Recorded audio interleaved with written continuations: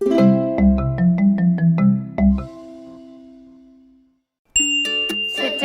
we will work harder to get smarter. Growth mindset means believing that your brain has the capacity to grow. My job as a teacher is to teach my students strategies to help them grow their brains. Oh my goodness, way to be so precise and clear. Are we taking like 2, 1, or 8? 8. In life, students are going to need to pursue problems, and they're going to need to be developed as problem solvers who know how to encounter a challenge and work through it to persevere to solve it. How many star stickers does Sally have left? Scholars, remind our brains how we solve this. Turn and tell your partner, I solved this problem by. In math in particular, I'm much more concerned with their ability to make sense of a problem and persevere in solving it than I am in them getting the right answer. How many more do I need to take away? 8. 8? How do you know? Because it said right there, 248. Today's lesson was a number sense lesson, and students were tasked with subtracting 3-digit numbers in story problems. Mathematicians, that problem felt especially challenging, didn't it? Yes. One thing you saw in my class today was my students encounter a challenging problem and really embrace it and get excited. What felt challenging about that, Brenda? I got stuck on the 30 part. I almost normalize that everyone's going to feel stuck, everyone's going to feel challenged by it, so that they can get excited and think about the strategies they can implement to tackle the problem. What can you do when you're feeling stuck? Can I have some help? I'm feeling stuck about taking away 2 more tens. Way to be specific, Brenda, about how to get help. Justify. I took a jump of 2 and that got me to 200. Justifying and critiquing is one of the most critical components I can give my students to enable their ability to pursue a challenge. I solved that problem by doing the sticker notation. That means they're explaining their thinking with reasoning and evidence, and they're asking others to explain their thinking as well to better understand. I figured it out by doing one strip. What do you mean one strip? When we are tasked with the ability to express ourselves or articulate our thinking, it really illuminates our understanding or our misunderstanding.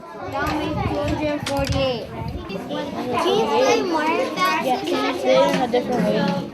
So when we're asking students to justify their thinking, explain their thinking, sometimes you can see that there are some gaps or some holes. That makes 2. 502. 502. I think you're trying to say 522. When you invite that into a classroom setting, you're allowing for feedback from other scholars to engage in that thinking, whether they're understanding or misunderstanding it. Isabella, why do you disagree with me? I disagree with you because we should do a strategy like adding up.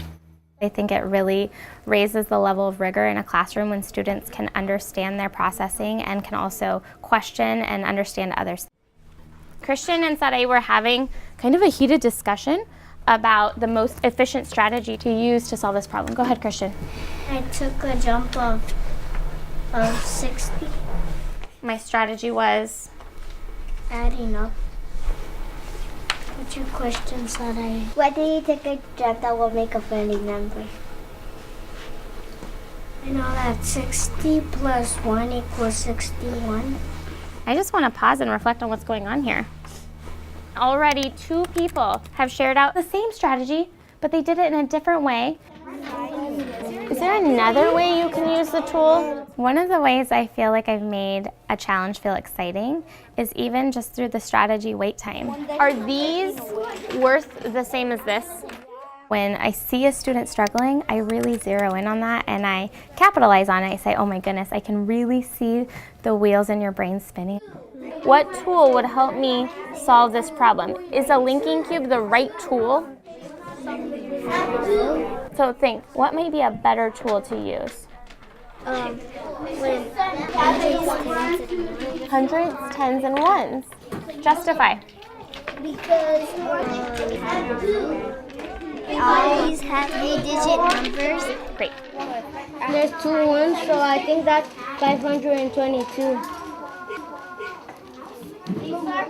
We haven't even found the answer yet, have we? Nope. How are you feeling? Good. Even though we haven't found the answer?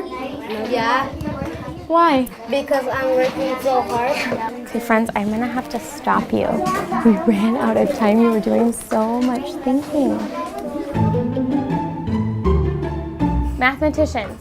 I saw groups talking about different problems. At the green table, we haven't even solved the first problem.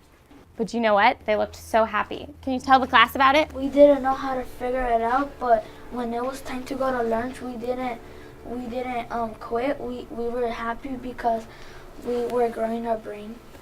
Those of you at your desk, give a nod if that feels like what you are feeling right now. This process is probably one of the most exciting things I find about being a teacher. She's saying me too. Seeing my students struggle and encounter a challenge and embrace it is something that leaves me with great peace of mind, because I know when they leave my classroom, they'll continue to have that growth mindset. They'll carry it on with them as they undoubtedly experience new challenges in life. Taking charge of my own learning.